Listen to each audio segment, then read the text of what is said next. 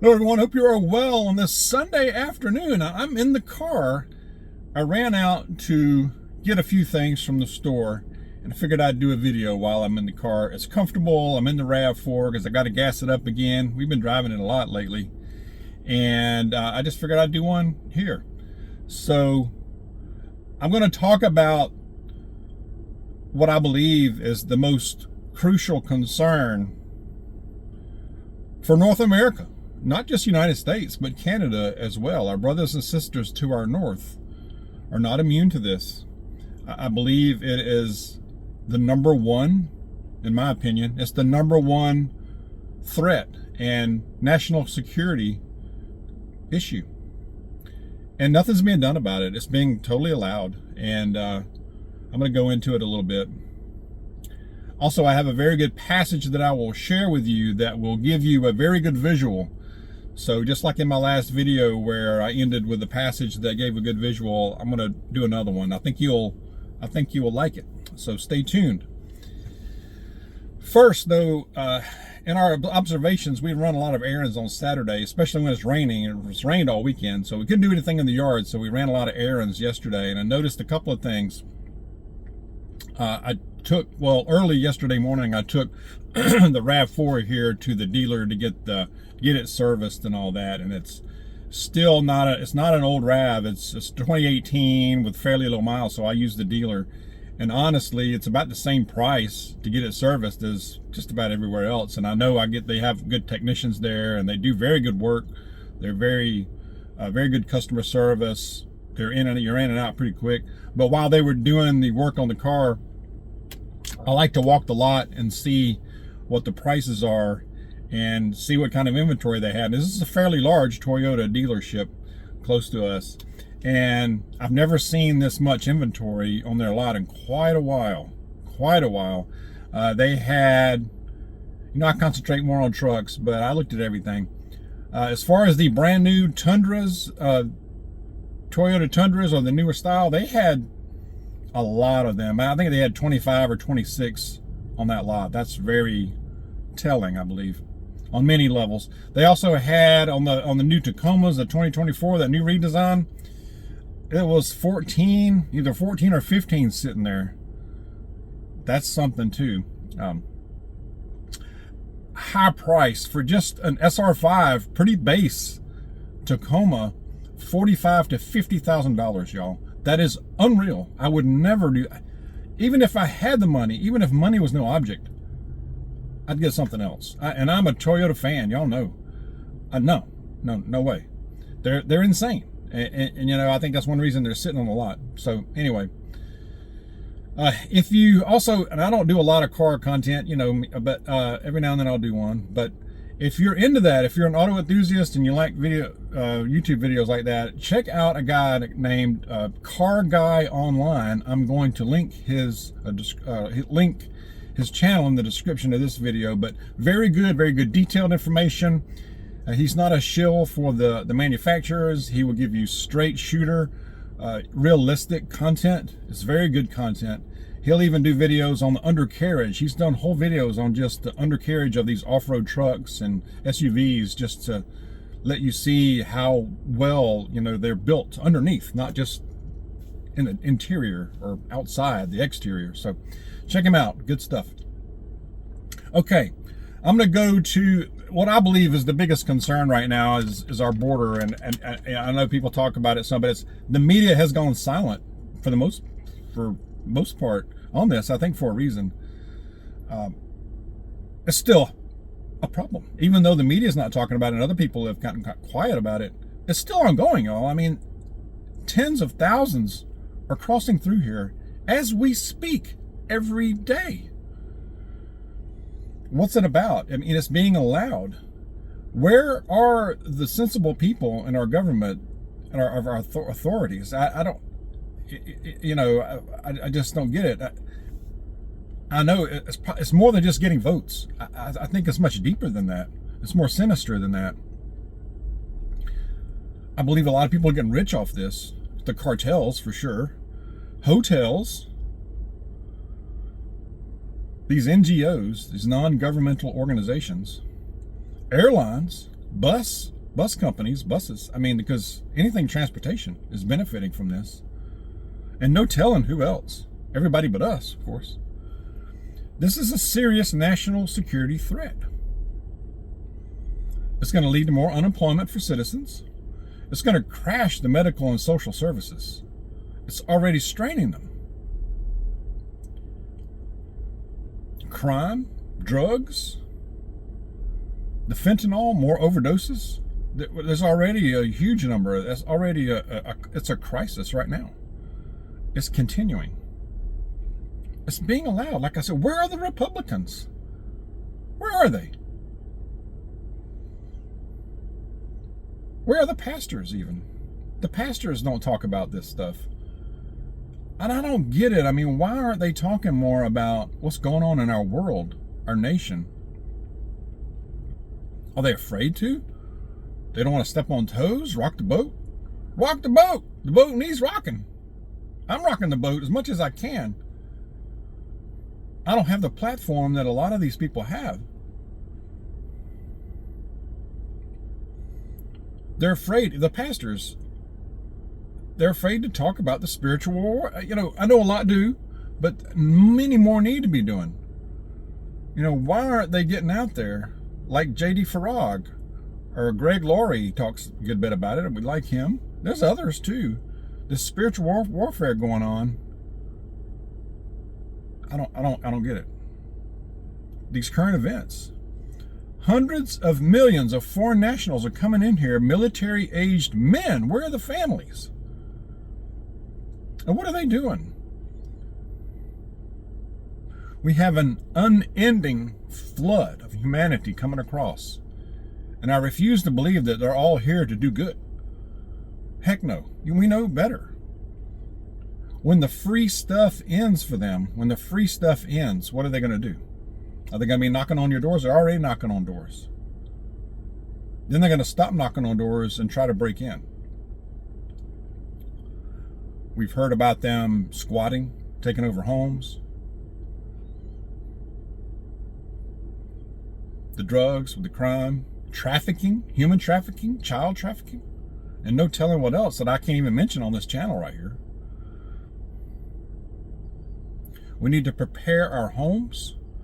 We need to prepare and in a way, somehow figure out a way to talk about this to our neighbors, our community, our neighborhood, at least on some level, to get some awareness, to get, we can't be the only ones thinking about this. To get some kind of even an informal plan or a watch system in place or something like this, because it is coming, folks. It's coming. It's so easy to put our heads in the sand and say it's not affecting me here right now. We don't see it in our neighborhood right now, but we will. I'm sure. I see more people walking on the road that is just outside our neighborhood. Go to any Walmart. Any Walmart in the United States. Just observe.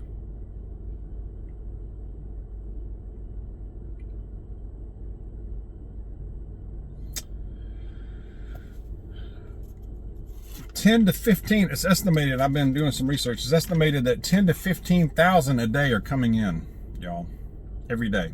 And that's probably a conservative estimate. You got these NGOs, these non-governmental organizations that are getting rich, ferrying them and expediting them in. And into the interior of the country. They're not just staying in Texas or California or wherever. These NGOs are making hundreds of billions of dollars, y'all. It's unreal. That channel Redacted is talking about it as well. They got good stuff.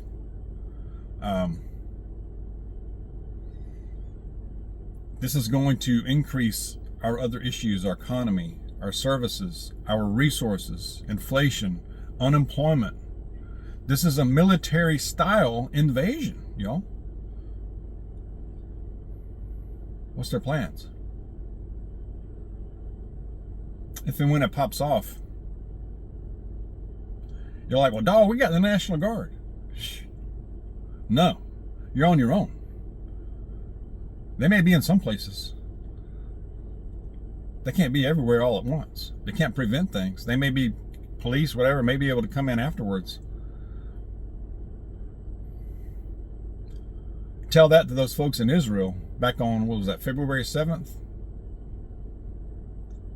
They were on their own. Yeah, some military finally came in, but it was after the fact. That's the way it's going to be here. You have to think in that way, that we are on our own. In your neighborhood, you're on your own. In your home. It's estimated that over 50 million people are in this country. Let's just say that shouldn't be. Not non-legal. Let's say that. Unending flood, y'all. Even if it were to stop at the end of this year, even if you could stop it right now, today, right this moment,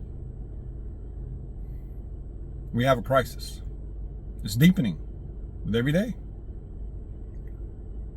You got to think about your security, y'all. Not just at home, but when you're away, when you're out just running errands, when you're at church, school, work, and a store. Think about that. What kind of protection do you have? It's more than just, I think we got to think about it, and it's more than just situational awareness. That's huge. Having situational awareness and being able to escape a situation, that's number one. That's big. But we also need to think about another level, which is a way to defend yourself. And that can take many forms. You know, I know people aren't comfortable with certain forms of that. Have something. Have something. We're also seeing these almost weekly FBI warnings of coordinated attacks and such. I don't think that's all lies. I don't think that's all. I think there's some truth embedded in there. Because you got to figure with millions of foreign nationals, a lot from China and other places that are in here already, what are they hooking up to do? You know, are they all here just to have a better life? I don't believe that for a moment. With millions of them, just think about how few people it took to pull off 9/11. The actual operation of it. What was it? Less than 20? Less than 20 people, y'all. Think about that for a moment.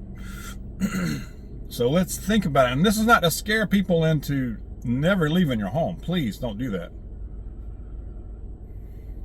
And by the way, I get comments, I get emails from people who are like, "Dawg, my spouse is abusive, or my spouse is not prepared." It's one thing not preparing, but abusive or mistreating me. Why are you still there? I mean, I know there are factors. I know it can be a complicated situation. I get it. Get away from that. Please find a way. At least be working on it. Do not subject yourself to toxic people, even family. Do not let them destroy you. Do what you need to do to separate yourself from that, please. Okay? ASAP.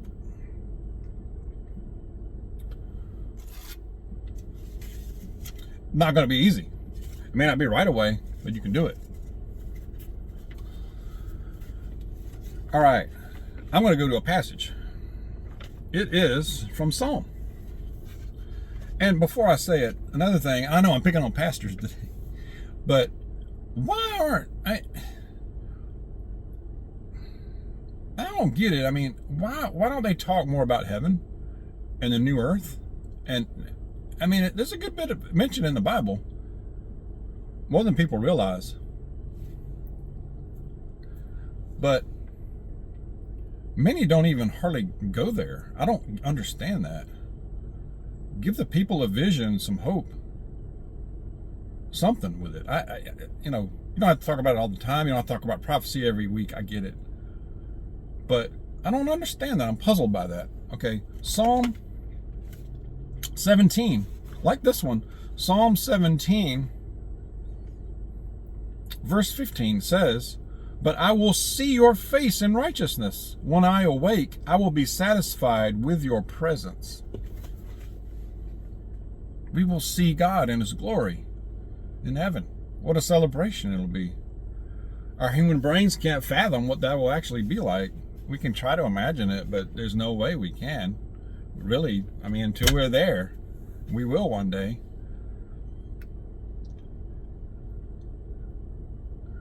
I don't know. Have I heard a pastor even quote that one? I don't know. They need to do it more often. Talk about what's going on in this day and time, and these times, this world right now. Anyway, share your thoughts. Let's keep preparing. Number one prep is spiritual awareness, or spiritual prep, spiritual mindset. Okay, stay close to God, stay close to Jesus. Keep in prayer. Let's be safe out there. God bless you. I will see you soon.